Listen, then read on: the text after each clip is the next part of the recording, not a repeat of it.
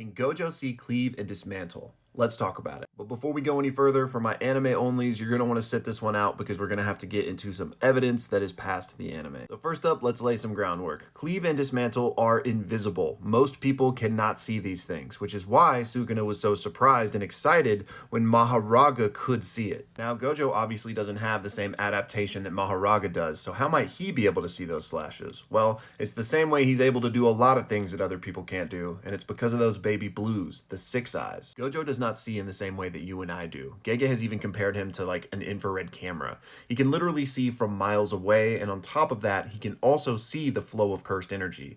These are some of the reasons he can wear a blindfold and still be perfectly fine. Gojo being able to see in this way is how he can deduce somebody's curse technique just from seeing them use it. So while you could argue that he may or may not be able to actually see the slashes as they're traveling through the air, he can absolutely still perceive them based on the cursed energy. The only real counter argument to this is this panel here where Gojo is seemingly surprised when Sukuna sends a slash at him. Now, if Gojo could see the slash, why would he be surprised, right?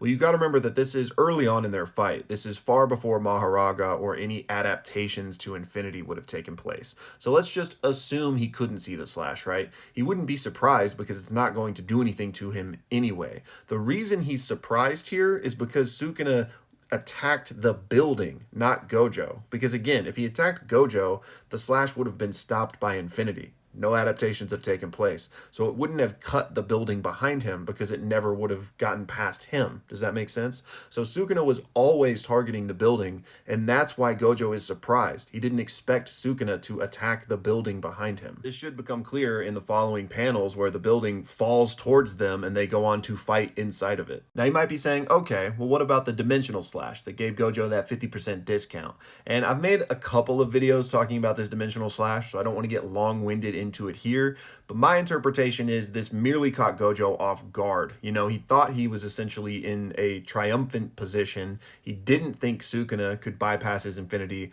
without Maharaga, whom he just killed. And I think Sukuna used a binding vow to get rid of the chance necessary for the dimensional slash. So it's not as if Sukuna would have even been sitting there like chanting, preparing some really strong attack that Gojo would have had time to avoid or recognize. No, I think he just sent out this slash and it just caught Gojo off guard. Even if he could see it coming, he didn't necessarily think it would bypass his infinity. So those are my thoughts on it, but some people do disagree. Some people think Gojo can't see any of the slashes. So I would love to hear y'all's thoughts in the comments, and special shout out to Caden for the sponsored video today. Thank you for the support, man.